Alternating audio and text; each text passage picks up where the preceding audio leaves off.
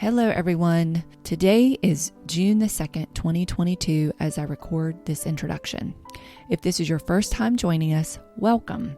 My goal for this podcast is to connect you to ideas, insights, research, and each other on the topics of education, parenting, and healthy child-parent relationships. For those returning, I want to take a minute to thank you for being here, for sharing my podcast on your social media pages, and for the messages you have sent me. Your feedback is really helpful, and also you're so kind. I know the internet can be a crazy place at times, but thoughtfulness does prevail. So thank you for being people who seek to tip the scales towards goodness. It really does matter. Okay, so on to the introduction.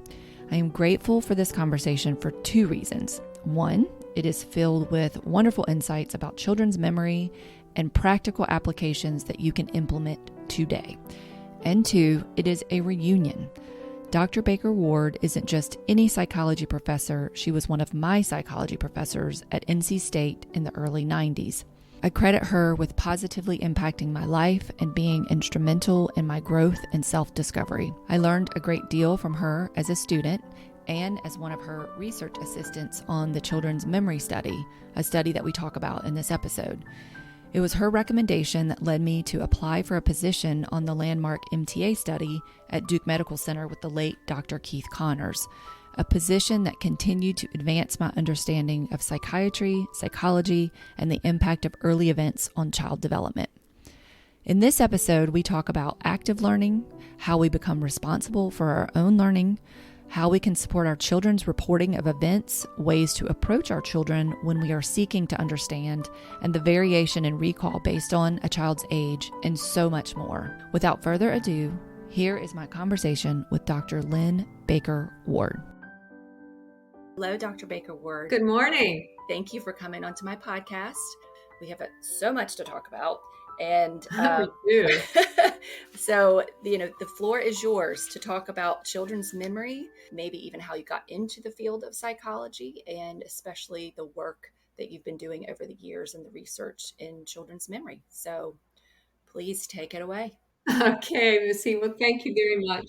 It's a pleasure to be with you, and it's just a great joy to reconnect with a former student. That's truly one of my major joys in life. So thank you for getting in touch and for inviting me to join you today. Absolutely. You mentioned my name. I'm Lynne Baker-Ward. I'm a professor of psychology at NC State University. Go Wolfpack. My specialty is in developmental psychology.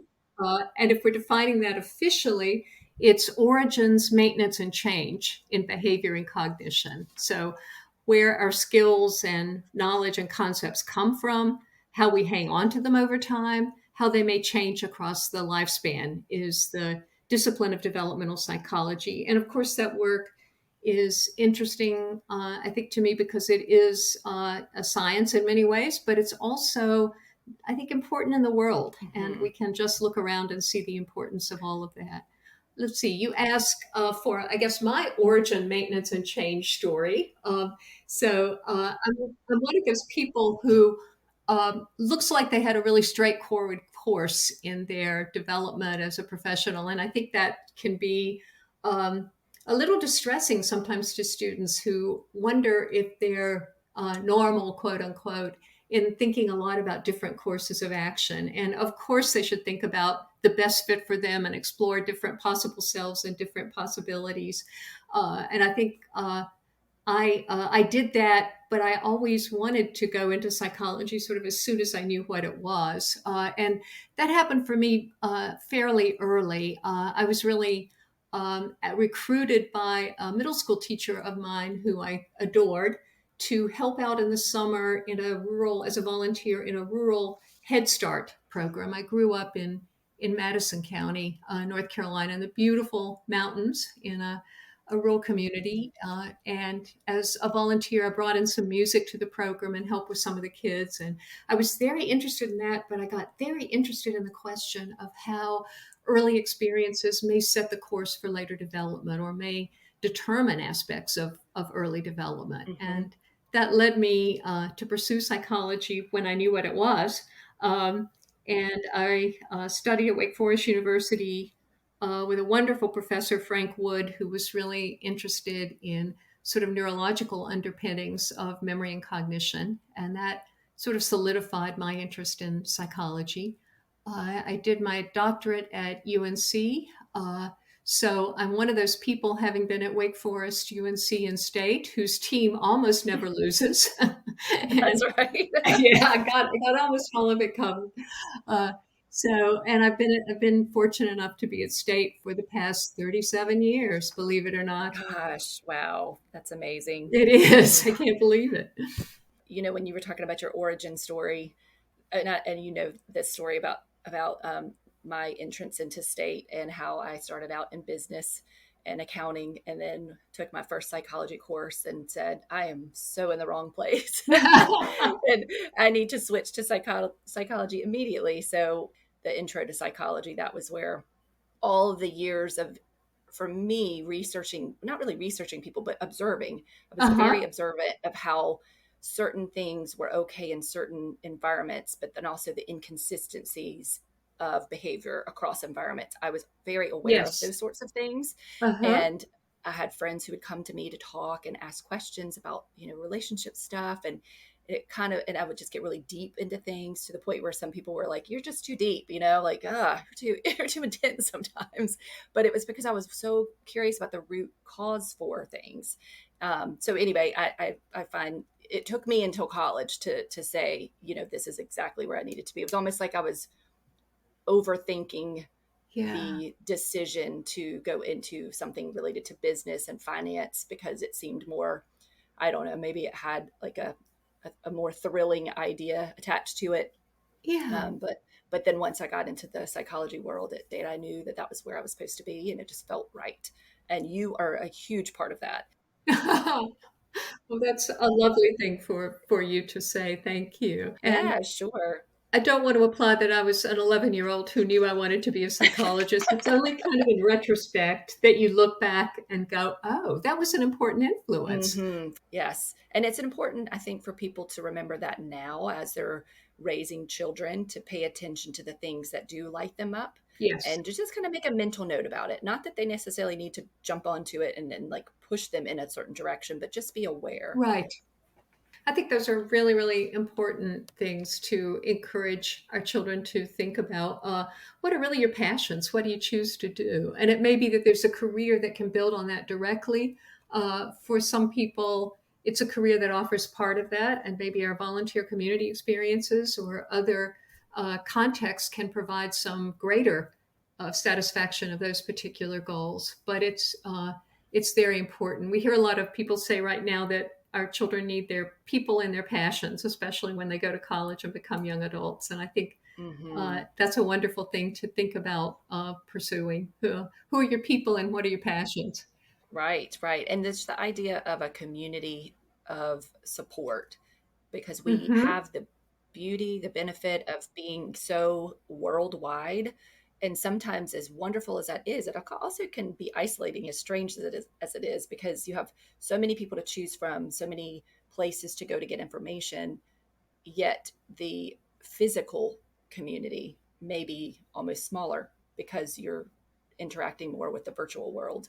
Yes. I have found that is a consistent need across human development, is that we need those physical relationships, um, Hmm. and have people around us that we know have our best interests at heart, no matter what. Absolutely. As far as the research that you have been doing at NC State, did you start out in the children's memory study world, or was that something that you created and or developed over time? I started studying children's memory really in graduate school and did my dissertation research long ago on how it is that children learn to guide their own memorization processes. And of course, that's, I think, an important area because it's related to the bigger issue of how we become active learners, how we learn to take responsibility for our own learning. And I was particularly interested in a strategy of rehearsal. So when we may learn information by repeating it, by being exposed to it, by saying it over and over. And I was, spent a lot of time in kindergarten classrooms really looking at maybe characteristics of children who develop those skills at one point in time and those who got them a little later, and how that might be related to other skills in learning. So that was the early research that I did. When I got to NC State, I continued to do some of that research, but it was a time when there was a lot of concern about child sexual abuse in childcare centers and how to understand what very young children might be saying.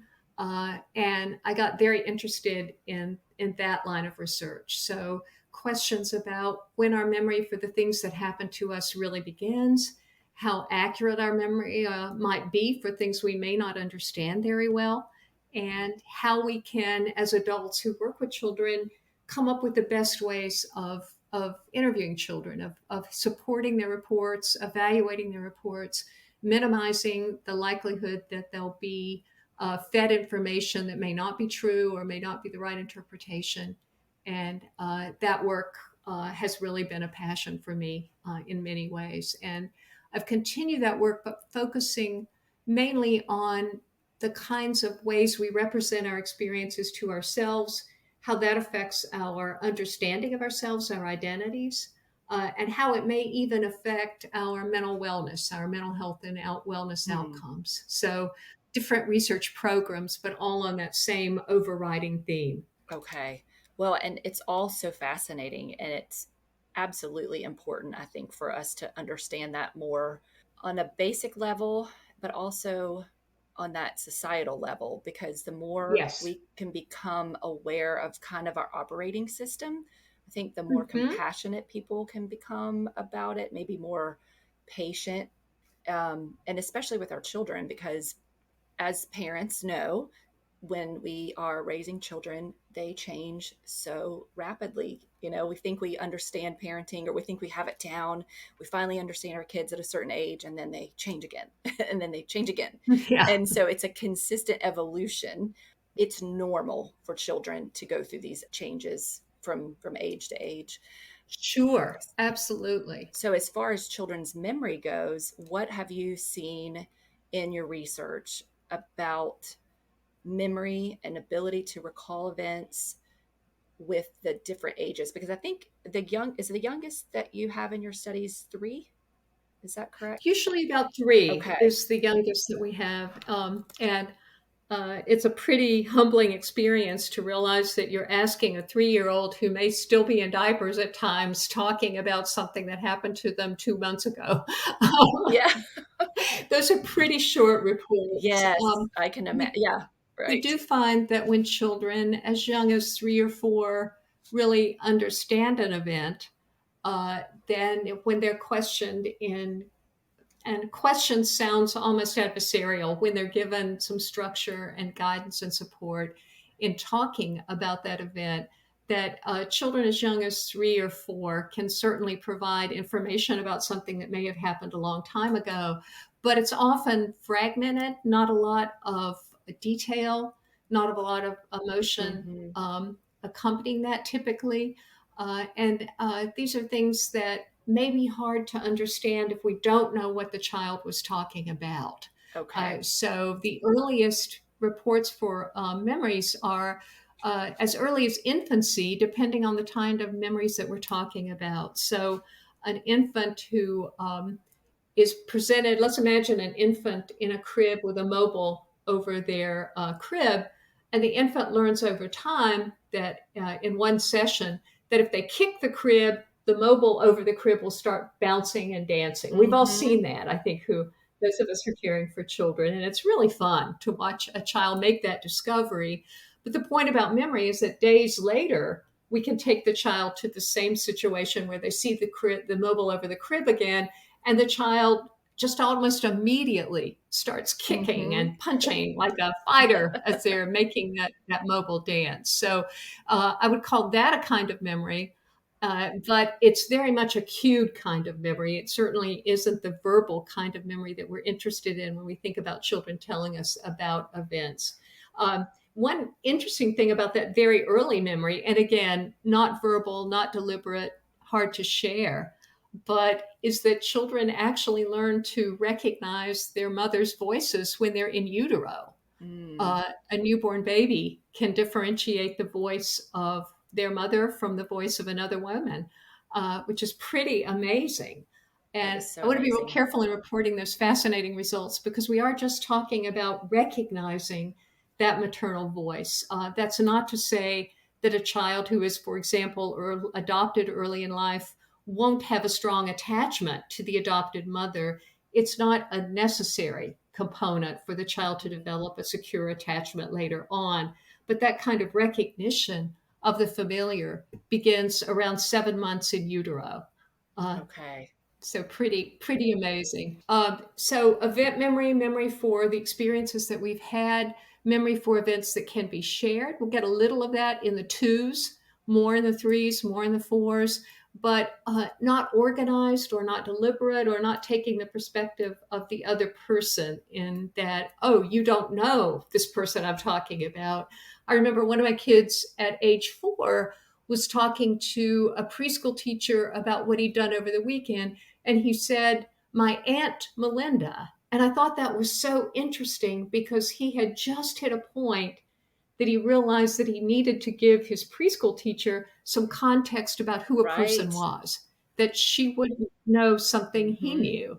But that was sort of the first kinds of beginnings of seeing that, taking the perspective of another person, thinking about what another person knows or doesn't know, really sharing an experience. And we look at 3 dimensions of events really as they are forming our episodes of our lives, and we can begin to share them with others.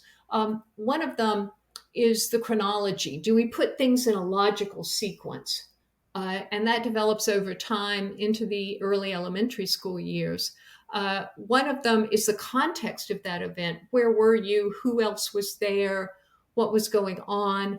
And that's fairly early in development as well. One thing that continues actually into midlife is theme. So, how our important experiences relate to each other, how they help us understand who we are, how they're all connected. We talked earlier about looking back on our professional developments, our strong avocational interest, and really asking ourselves, how did that come to be that way? I tell the Mm-hmm. undergraduates in my lab who've done some great work in coding narratives that when they're writing their graduate school essays, they're really thinking about bringing in that theme. So that's some of the work on memory for events that we've done. I guess another kind of event of memory that we've examined is memory is children's ability to enhance their own memory by using different strategies or different techniques, which we've talked about a bit earlier. And children as young as about 5 will do some of that, but it's a long term process into the middle school years to really learn to effectively use your memory.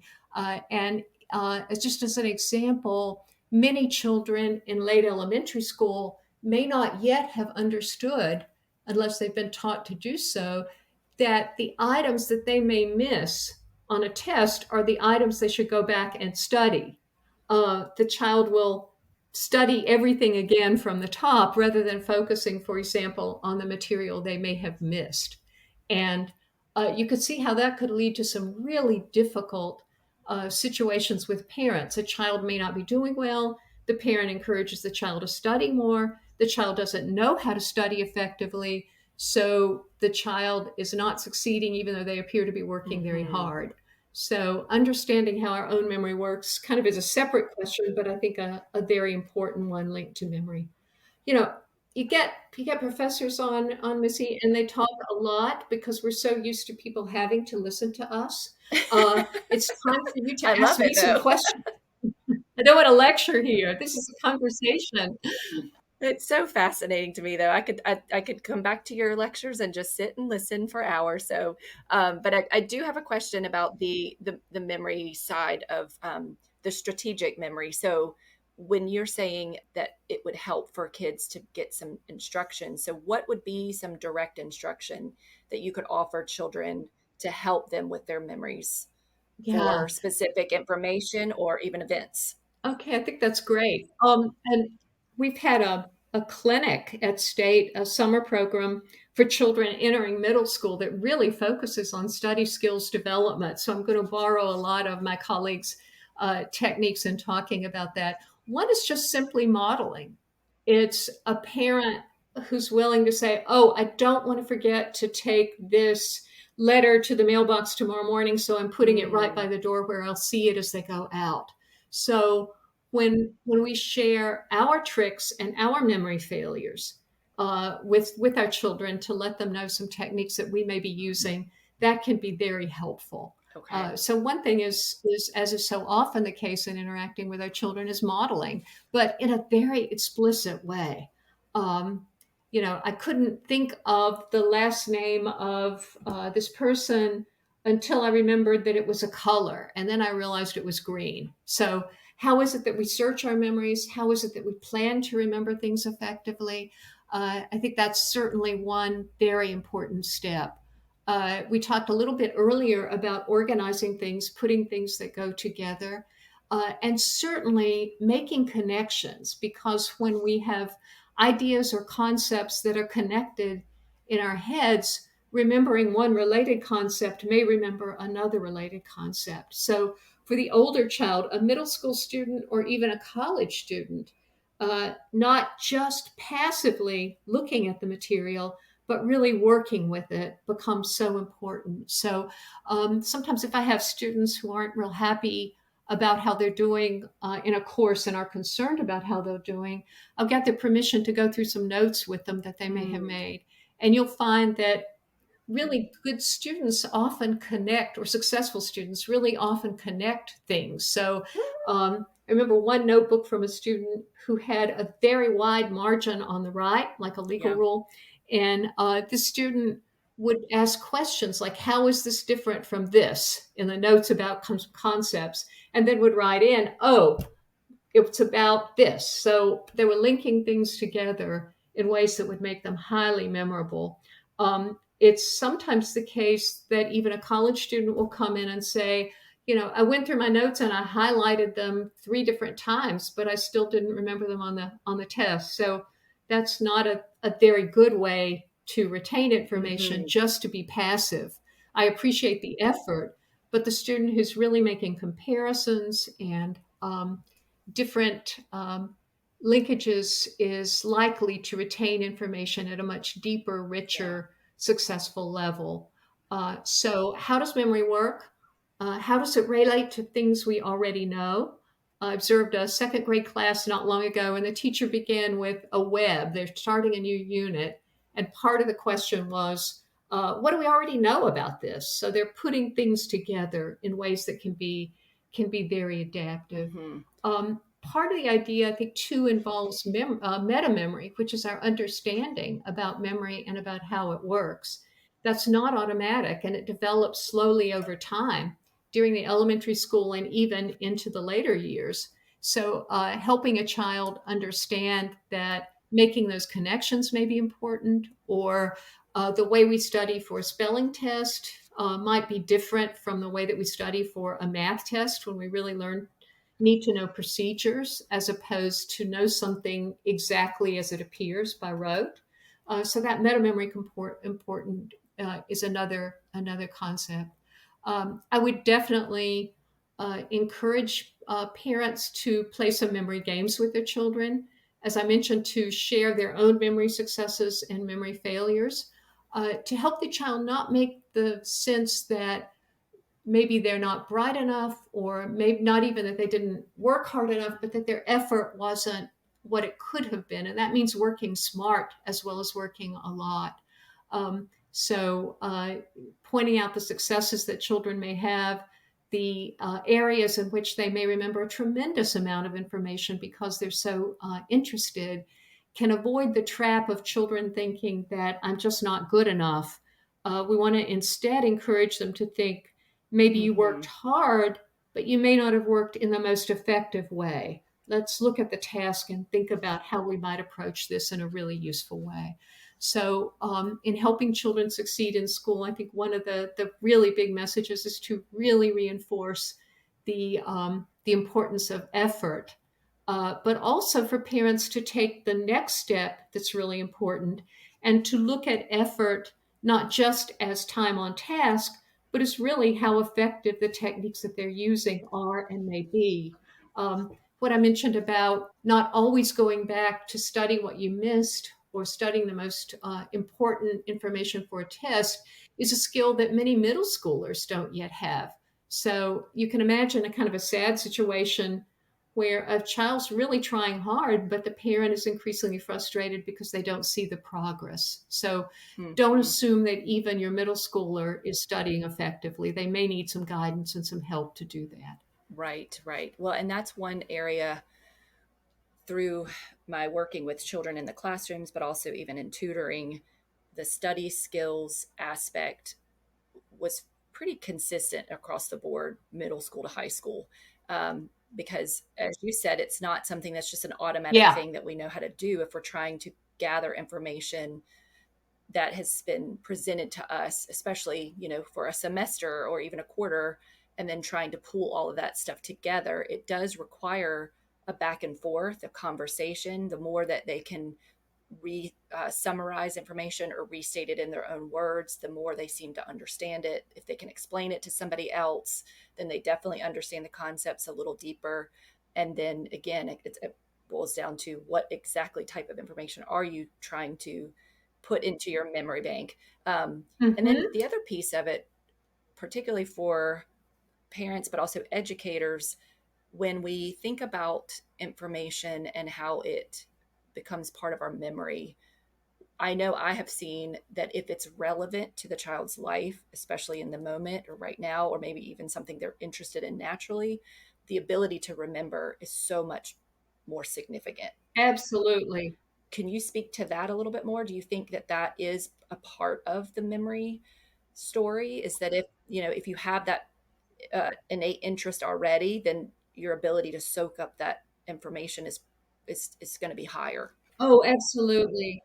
Yes, definitely. And one part of that is helping the students see that because they can be so successful in hanging on to a lot of facts about their favorite music groups or sports teams or whatever is this child's passion, that they really are a good learner and can pick up Mm-hmm. some things quite easily. So that orientation can be really important just to see that in one context they have skills. How do they take that into another context?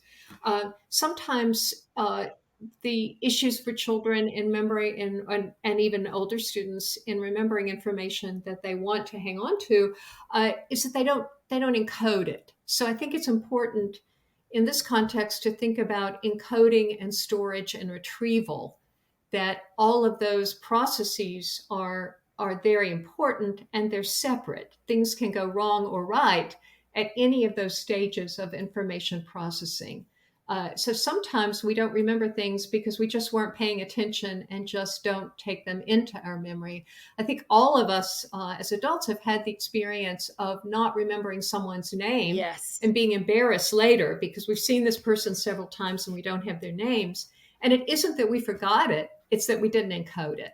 So taking in that information initially becomes really important. A next step in that is hanging on to that information over time. And if we linked it, as I mentioned before, to other information in our head, it's more likely that we'll activate that memory. So that's another step that becomes really important. And then strategies for retrieval as a separate component. So in a memory failure or memory loss, thinking about at what point in that information processing the loss of information may have occurred can be really helpful. Okay. Well, and you saying strategies for retrieval, I will tell you, just recently I was trying to retrieve some information and I was just getting so frustrated because it was like, I know this information and I know it's in there somewhere, but what I think might be happening, this is just a personal, story about technology and the ability to get information at the click of a mouse and quick Google search. I'm wondering if we are entering a time where we're not taking the time to encode and link because we think to ourselves, I Mm-hmm. can get that information whenever I want it. Yeah. So I do wonder, I'm just curious, maybe that's another research question that we should talk to somebody about looking into. I'm sure it's probably already been looked into, but I wonder, because there have been times where I'll read something and I think, oh, this is very interesting, and I definitely want to be able to go back to this, and I'll save it or I'll bookmark it, but I won't quite read it in the way that I have in the past if I were to find like maybe an article or read something in a magazine, because I know it's not going to be there later. So Right. I interact with it differently. So I'm wondering how to make that leap with our children because of the fact that they are in a time of immediate information. Yeah. Have you seen some ways that we can be sure to support our children there? That is really, really so interesting. And I'm not sure I have an answer yet. The question of how technology and the availability of information is really changing how Mm-hmm. we may go about gathering information in the world, I think is just so useful. It's so important. Um, I think it would be hard if we had to remember all the passwords Oh that yeah. most of us have. We use some sort of password manager or some other device, but we sometimes want to proceed more quickly than we can by even logging on to something. But I don't know, but I think that's a really important question to Mm-hmm. study. The whole kind of field of how we use information, how information is designed to facilitate our cognitive processes and compensate for our limitations, I think is a really growing field. Yeah. In our department at State, we have a human engineering or human factors psychology that really addresses questions like that. And there's, I think, an increasing and very important body of work that's looking at that. But the question is really how people use technology, how technology should be designed to support human learners. And A lot of our students are interested, for example, in the design of video games and smart games that would um, most be most suited to the kinds of information skills that maybe a person with a particular disability might have. And then the question of how using technology may change our own ability to retain information over time or to take in information. So that question that you were asking, I think, is a really interesting one. Mm-hmm. But I don't know the answer. Go ahead and do that research and let me know. Oh yeah.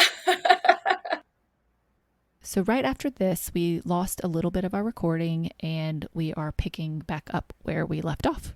You were mentioning about a cousin. You said a cousin who. Oh, right. I was just Yeah. following up on one of the things that you had said. And a cousin of mine who's a minister actually had training in seminary and learning to remember people's names.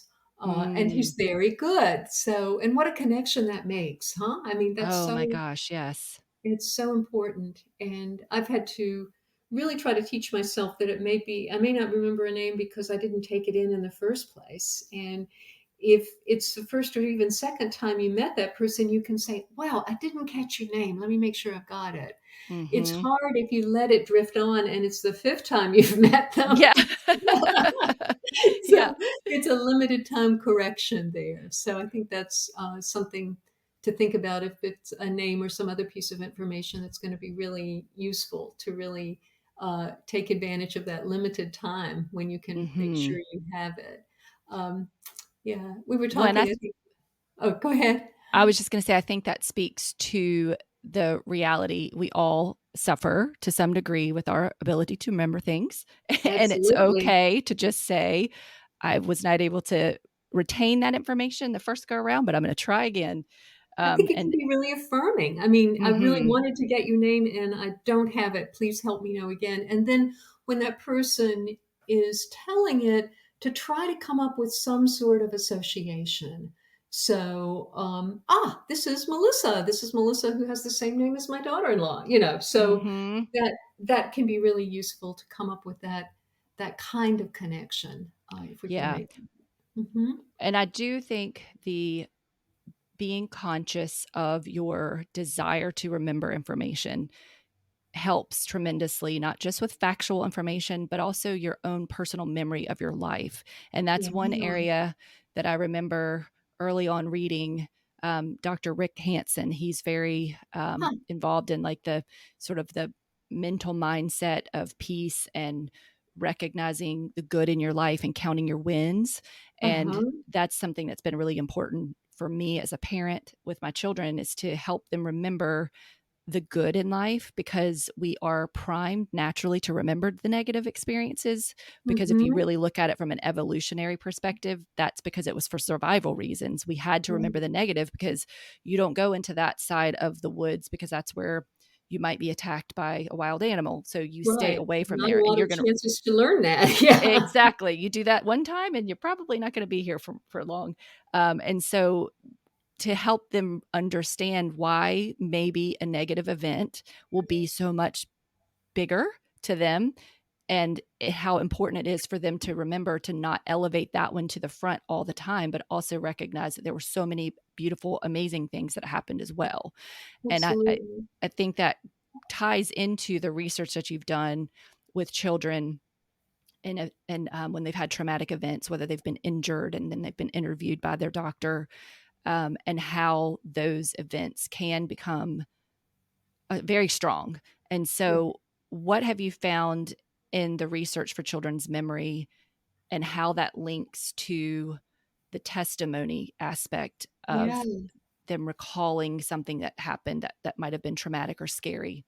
That's been a really satisfying kind of work for myself and my colleagues, I think, because we have learned a lot. And as part of a community of lots of people doing lots of work, have been able to make some changes in how children are managed in the court systems that I think is very important and gratifying. So let me just back up a little and tell you how we've done that. And there's an important qualification here, in that the work that my colleagues, Dr. Peter Ornstein, the late Dr. Betty Gordon, and I have been involved in wasn't really with children who had been victims of abuse or the other kinds of experiences that children might testify about in court. And of course, the reason for that is that in a situation where the legal actions are pending, we don't really know what happened.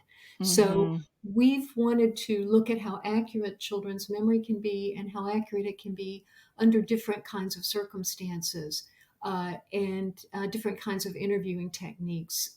And I think that's an area where the field has collectively made some real important progress. So, as we've looked at previously and talked about some work, we can see that their young children can retain information over long periods of time, but it's often from their own perspective. So, just and some of the common sense factors that would apply to adult memory don't apply to children's memory. So if an adult is talking about witnessing an automobile accident, the first time they talk to a law enforcement officer, they don't mention the fact that the car was a Tesla. And the second time oh, by the way, it was a Tesla.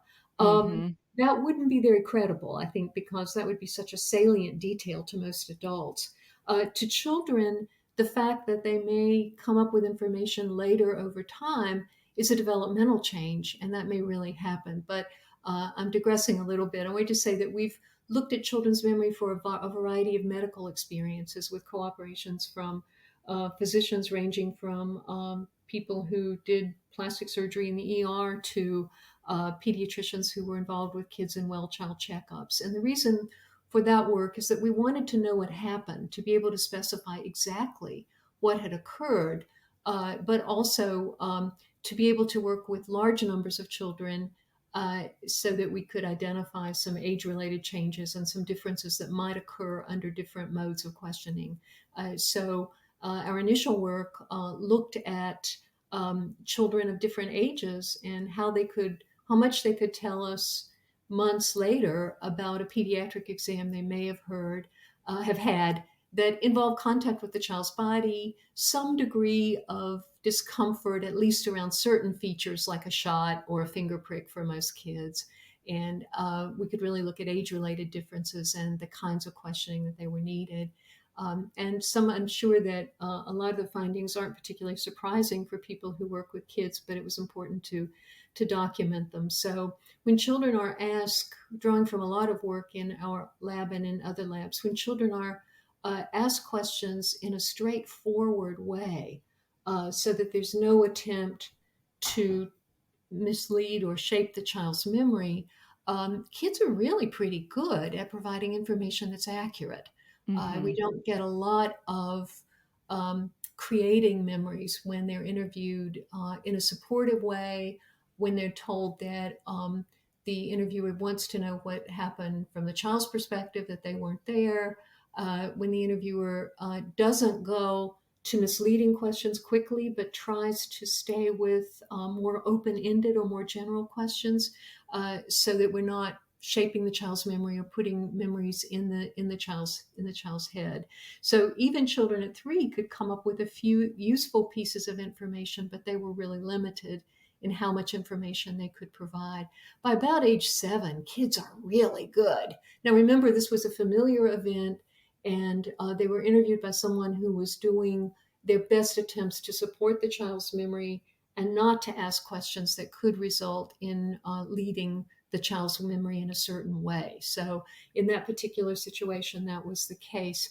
It became intriguing at that point to think about the limitations that most children have in their verbal abilities early in childhood, and what would happen if you could circumvent the child's need to provide their use language to provide their information. So there's been a lot of work, some in our own lab and many other labs, looking at use of dolls or representations of the child's body, like giant drawings, or in one study, my colleague Andrea Greenhoot did, giving the child the opportunity to reenact a medical checkup. The problem doesn't seem to be just the language limitations. Children who are given dolls or who are given the chance to act out an event provide more information, but they also provide more wrong information. Those Hmm. anatomically detailed dolls don't look like most dolls, and children are sometimes uh, are starting off talking about what they may have experienced, and then they notice these unusual components or they get lost in play. So at about 5, children benefit a bit from dolls, but by that time they don't really need, in most cases, the verbal support. Okay. So, so that's not the answer. And of course, if there's the issue of what's credible information, and if there's too much prompting available or too many cues available, the information no longer becomes really solid or really good evidence. So that wasn't the answer, and now dolls typically aren't used in legal settings unless nothing else is working, but it's done with the understanding that evidence provided through, or reports provided through, the use of a lot of dolls and prompts may be subject to being really torn down in court. Mm-hmm. So there's a lot of so that's some things we learned. Basically, the number of details that happens comes from children's as their verbal skills increase and they get older. There's a lot more detail, um, and children's ability to say that something didn't happen if it's asked in a direct way is really pretty good. Now, pretty good is a relative term. I think a lot of researchers, including my work, we were interested in better than chance.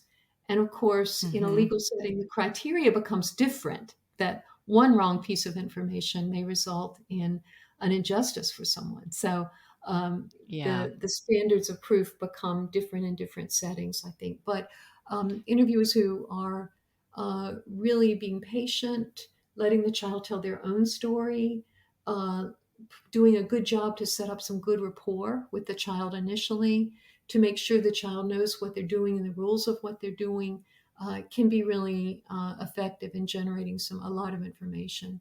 Some of the problem are just Okay. the time delays that can go on, the numbers of interviews that can go on, children's concerns about having done something wrong, feeling shame or getting in trouble.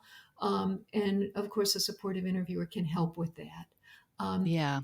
I think your point too about the narrative is that for some children, this is work by Dr. Gail Goodman at California Davis, is that some children find a great deal of benefit from participating in the legal setting. That sort of understanding that they're helping, that they didn't do anything wrong, that being a victim is not who they are. It's a bad thing that happened to them. Um, Yes. Yeah. so, so that construction of self, the experiences that we have around that can be really important there. We've looked at children's memory for emergency medical treatment out to a year. With my colleague Carol Peterson, we've gone even further than that, and it certainly is the case that children from about age 5-ish can hold on to information and provide useful information. It can be complicated in that children may not understand what they're seeing, and we have to be skilled at getting inside the child's head without putting things inside the child's head. Yeah. Let me give you my favorite example. This was a little boy, an adorable little boy who was 3 at the time, and he was telling us what happened when he got his physical examination, a regular child checkup. So it was not a particularly stressful event or unusual event or frightening event, but he he could sort of was doing something 3-year-olds often do, which was giving us one thing at a time. So if we just stop, tell me everything you remember, one thing, then Hmm.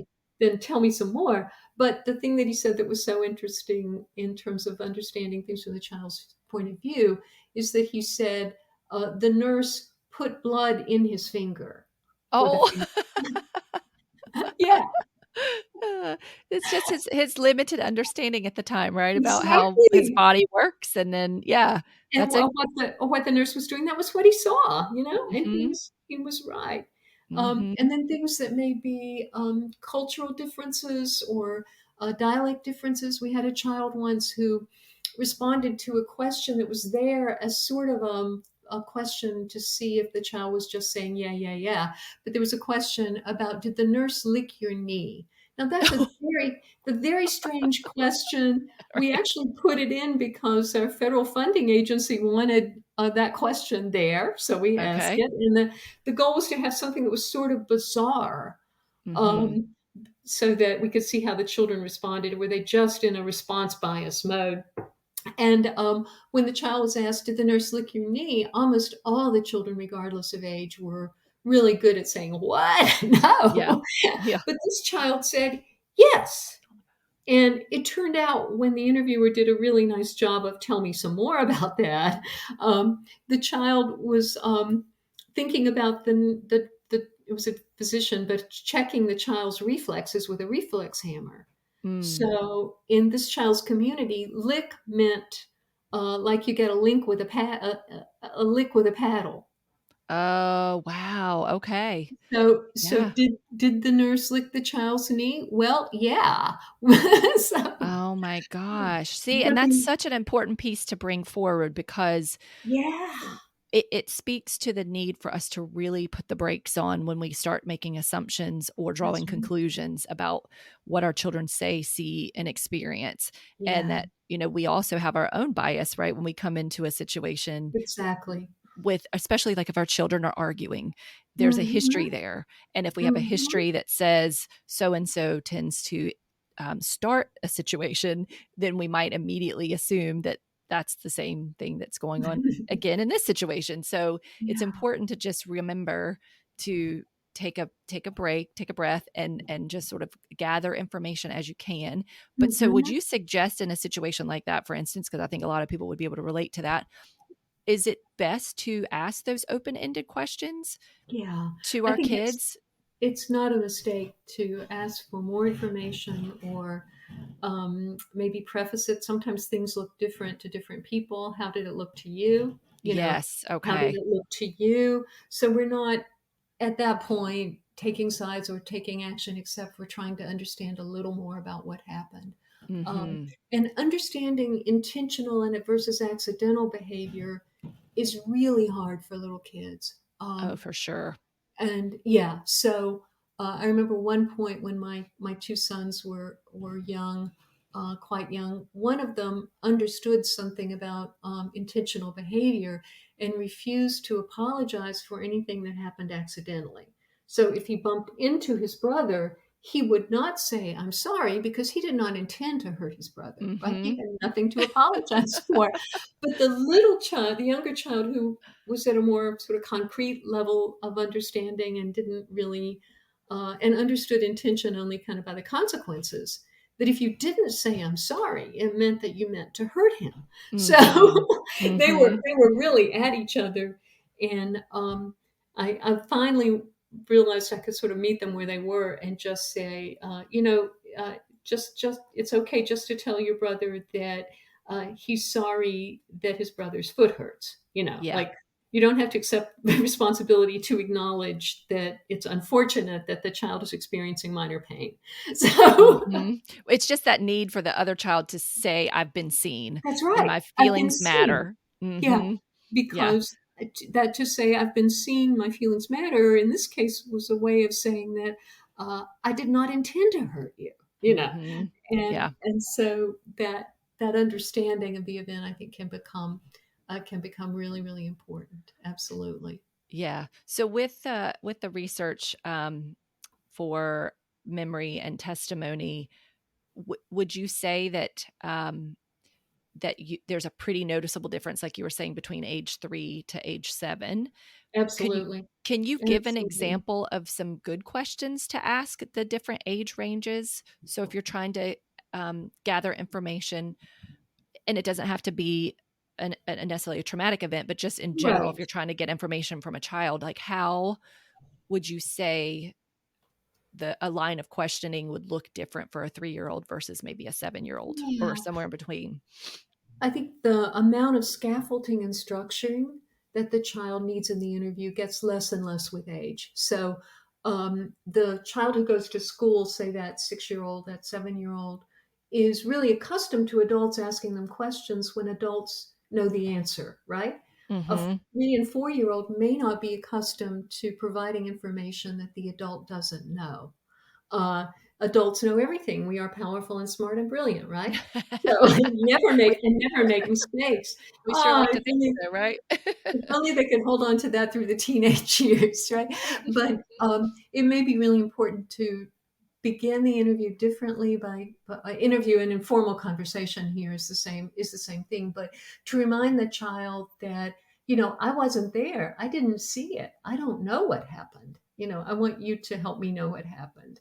And that certainly wouldn't be the same level of need for the 7-year-old. I think starting off with general questions to avoid possibly misleading the child.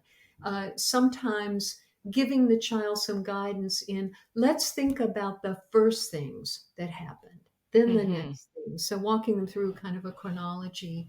Um, Asking questions for which there's more than one answer, even if you have to go to some more specific questions. So, starting off with, let's talk about everything that happened from the time you left the school bus to the time you came home on the school bus. Maybe one set of things, and the younger child may need more WH questions. So we're still not really leading the child, but we're focusing their attention on certain aspects of the event. So Okay. who was in the room? Who else was in the room? Did anyone else come and go? Where were you? So the child is getting more structure in guiding their questions, but we're not directing their questions to them. So it's Um, like you're kind of bookending the questions between yeah, two pieces of information that is factually accurate. So the beginning, getting on a yeah, bus, to getting off the bus. So in a home situation, it could be from the time you came inside until the time you went outside, in a small time frame. So it's nice to right, have something that gives them that platform, I guess, to right. interact in between those two time points. And just enough guidance to help them tell their story in their own words, which may be more in earlier ages than later, of course. So, who was there? What was that person doing? That kind of thing may be necessary to get into as well.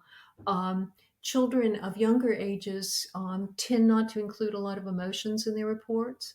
Hmm. A 7-year-old could be so, or typically does. So it may be really helpful as part of, if you need to prompt the child, to provide the child with some questions. And again, looking for the child's own words as the answer. But what were you feeling? And a lot of kids may say not sick or well, but Mm-hmm. to try to find a little bit about the emotion, and again, not assuming that any particular emotion is linked to lots of things that may or may not have happened. One study we did a long time ago that was a lot of fun by my one of my first graduate students, Dorothy Flanagan, who is wonderful. But anyway, the we were interested in the classic "What did you do in school today? Oh, nothing." Mm-hmm. Oh, yeah. And we had some wonderful cooperative parents to whom we loaned some recording devices and asked them to find out from their child what happened at school. And it was really fun and really interesting. And what we found was that, in general, not surprising to any parents, what happened in school? Oh, nothing, you know. Mm-hmm. But parents who could use their knowledge of what typically happened in a school day, focus their child's attention on certain experiences, got a lot of information from the child. So, Okay. tell me what happened at circle time. Tell me who you sat next to at lunch. Guiding, using what they knew to narrow down and focus the child's attention on certain components of the events could be really useful. And these were 4-year olds, so for younger Okay. children. So using what you know can really be helpful. Um, I knew you were having an algebra test today. How did that go? Did you study the right things? So Mm-hmm. using what you know to guide the child's report can be really helpful. And that's a theme that we're seeing now is in knowledge is so important, not just the child's knowledge of the material, which is very helpful and can sometimes compensate largely for age-related differences, but also the parent's knowledge of the event that they want the child to talk about. And of course, we're talking about everyday interactions here where providing a question that might tilt the child's response one way or the other has many fewer consequences than in a situation that may involve actionable legal Yes, events. So I make that absolutely. distinction. If the child mischaracterizes what was on the algebra test, it's okay. You've had a nice interaction about their school day. Mm-hmm. Exactly. Well, and just thinking about the general conversations that we would have with our children day to day, I was thinking about specific conversations I've had with my kids over the years, and I have noticed that when I model, like you had mentioned earlier, modeling to help um, show our children how we remember things or how we're going to remember things, I Yeah. find that to be the case with helping remember specific events. So if we went on a vacation somewhere, Mhm. I will speak about it like I remember going to this park or this restaurant. That was my favorite place to eat. So it's almost like in the conscious parenting circles, we call it sport casting, where Uh-huh. you sport Mhm. cast your feelings and experience for a particular situation. And so Mhm. I think that that's an important piece to remember when we're discussing trying to help our memories become stronger and counting our Absolutely. wins. So it's like I liked going to this restaurant. I like this part of the beach. I love that particular day because we did this, this, and this. And then our Mhm. kids will listen and then they will interject. Oh yeah, I remember here. And then they start adding to their memory bank as well. So I know you mentioned when we Mhm. spoke earlier about one of your graduate students doing work on children's memories for a long-term memories. Is that correct? Am I Yeah. Uh-huh. okay? And is it mainly was her question because she wanted to see how she can help parents help their children maintain memories of people who may not no longer be around? Is that Right, that's some work that we're okay? just beginning that I think is going to be very important work, but it builds on an earlier study.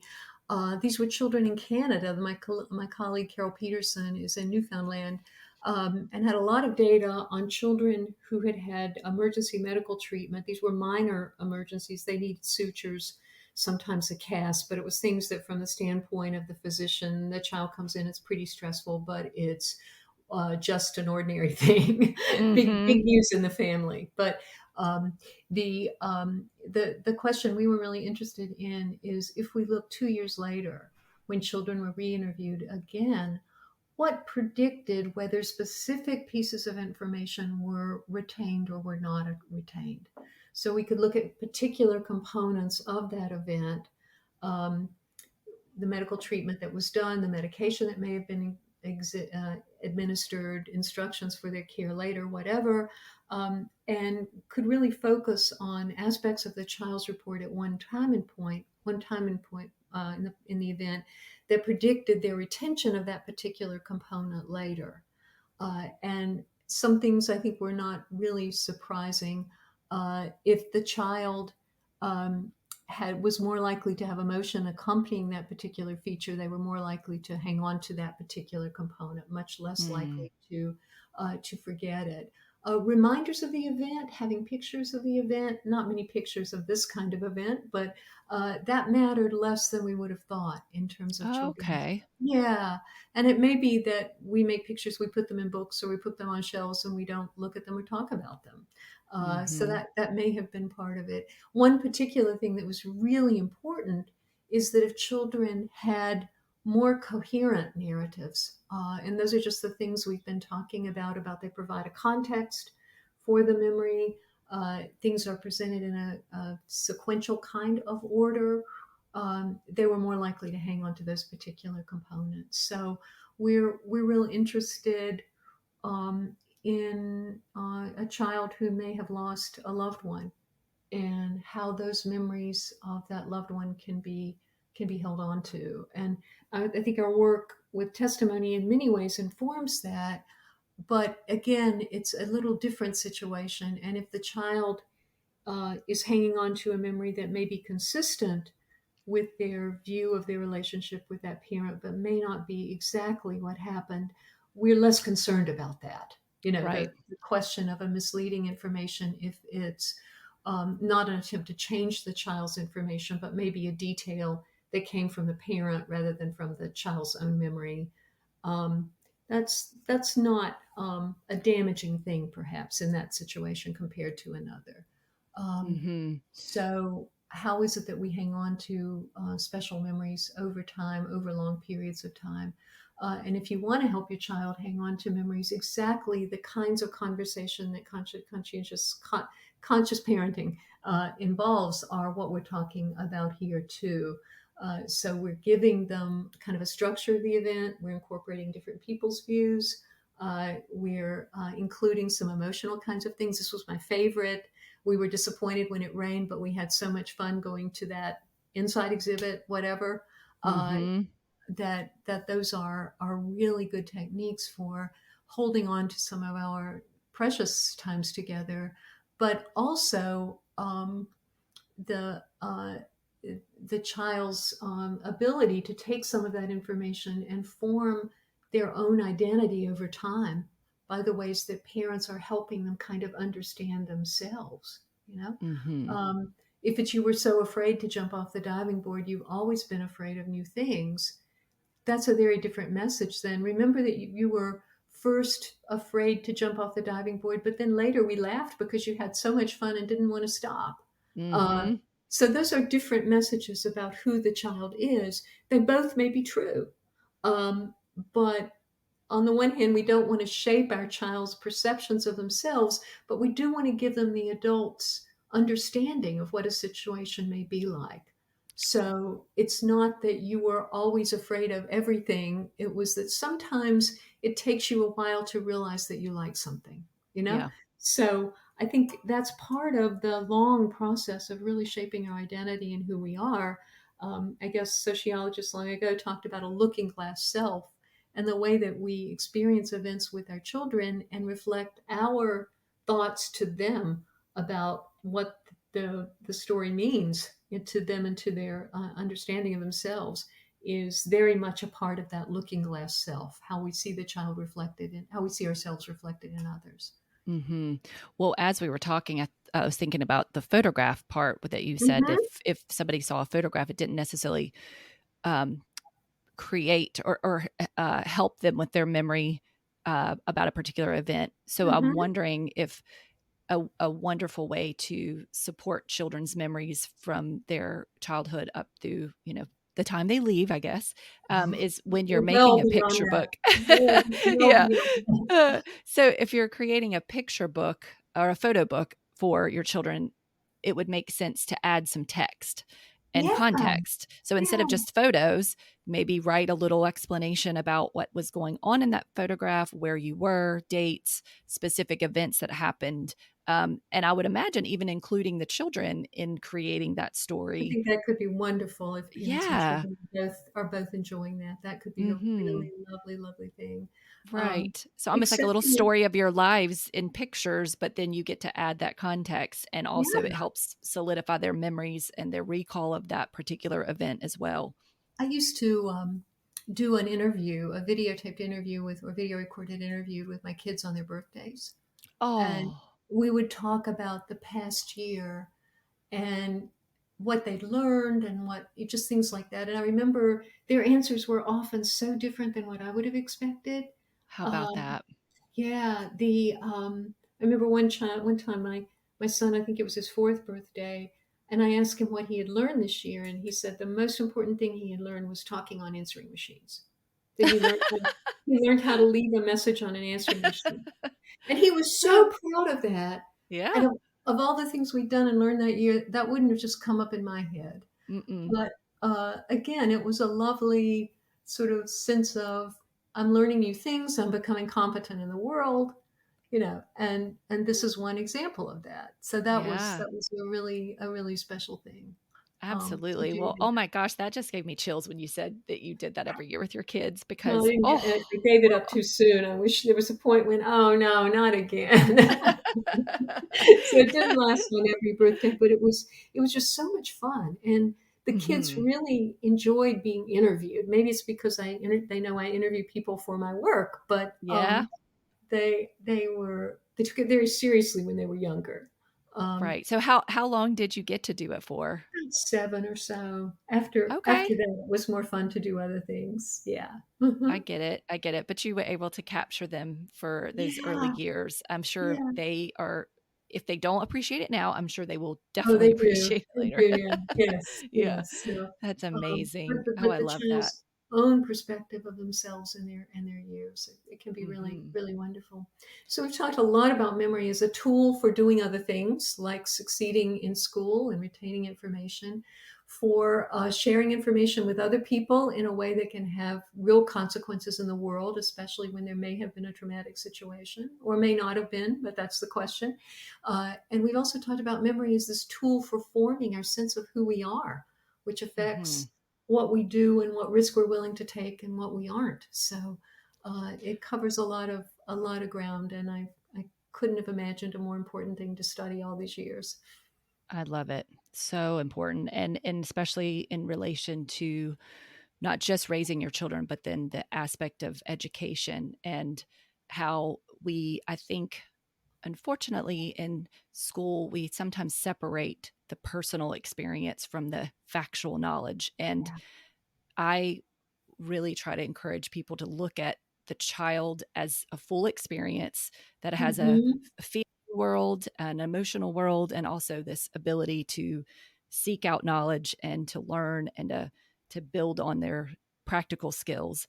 And so when it comes to memory, I think it's very beneficial for anyone working with children to look at that big picture of not just what they're learning, but how they're learning it, why they're Right. learning it, and what that emotional experience is for that particular child with that information. And Absolutely. I think it would help a lot of people um, probably get, not necessarily, well, I would say it would help a lot of people become more impactful in interacting with kids if they Hmm. remember the emotional side, because that's where our memories live, right? Would you say that they're, that we've seen that the emotions of an event or a situation or an interaction with a person, how it affects the nervous system, does lead to more stronger memories?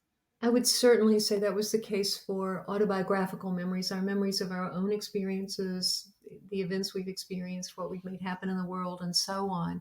Um, and I think maybe other parts of the brain might represent some other kinds of memories that we've talked about, like how it is that we rehearse information, what we do to retain Hmm. this information. So, but absolutely, for what I would consider the kind of memory that's the core of ourselves, it's hugely emotionally determined.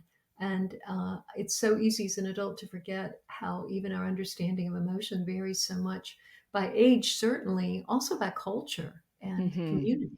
So um, it's encompassing a lot of different facets of our lives, and it's never dull. No, it's not. I You know, agree.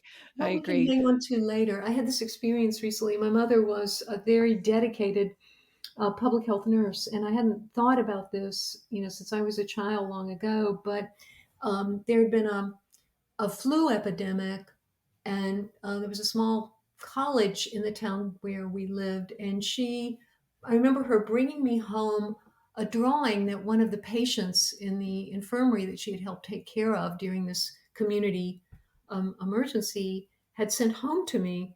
And because I guess they talked about her little daughter. And I remember Mm. my mother putting it in the oven, and I had a vivid memory of that. And I hadn't thought about that since I was a child until we came into this pandemic. And then I remembered that, and remembered that and could figure out as an adult, she must have put it in that oven because she was concerned about killing germs or something. Oh, And, yeah. and then later I found that picture Oh, in a box of old papers from my childhood. So we often have memories that we may not even be thinking about that may be cued later by other things in our yes. lives. Yeah. Yes. Oh, you'll see it and go, wow, that's been a Yeah. consistent thought for a long time. And maybe It's this is been kind of where it there. was Yeah. created. Yeah. It's been there. Yeah. And could I prove that that's what's actually happened? No. But Mm-mm. I know that when I was about the age in question, a year or so, there had been a flu epidemic. I do Mm-hmm. know that my mother was assigned to be in this college for a while to help. And I do know that there was a picture. So I think there's a lot of evidence that suggests it was a pretty accurate memory. So we hang on to a lot of memories that may be important in helping us understand events way down the road. Yeah. I agree. And um, I was thinking about the salient memories for children, and I was attacked by a dog at age 5 Hmm. and had to go to the hospital and get stitches in my chin. And I feel as if I can remember it like it happened yesterday Yeah. because it was just so sudden and it was so dramatic. And it would be fascinating to go back and see the procedural pieces from the Hmm. doctor's perspective. But I could even remember the doctor's interaction with me and how they were saying, "Okay, this is going to hurt a little bit, but Hmm. you're going to be okay." And I remember looking in their face and seeing their eyes, and they were genuine, but at the same time, I was about to be hurt. Uh-huh. And as a Uh-huh. child, you're thinking, but it's just that mixture of when you're that age, you don't think um logically, I guess, in terms of like the physical part, what and you have to be stitched up. Yeah. You're just thinking about it specifically from it hurts and I want you to make that stop. But it's a Exactly. strong But it's memory. still there. So A lot of that experience was still there. hmm Yeah. yeah, for sure. Well, thank you, Lynn, so much for having this conversation with me. Such a pleasure. I've enjoyed this conversation so much, and I appreciate the opportunity to put it in the context of parenting. So, thank you for encouraging me to explore some implications today. Is there any parting words, anything you would like to leave parents or educators with as far as children's memory goes?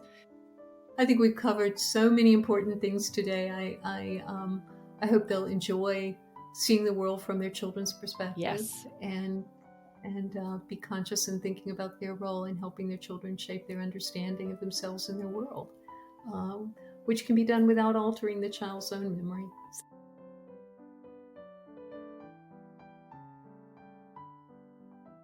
Thank you so much for listening. You can find links to information we discussed in the show notes, including where to find Dr. Baker-Ward.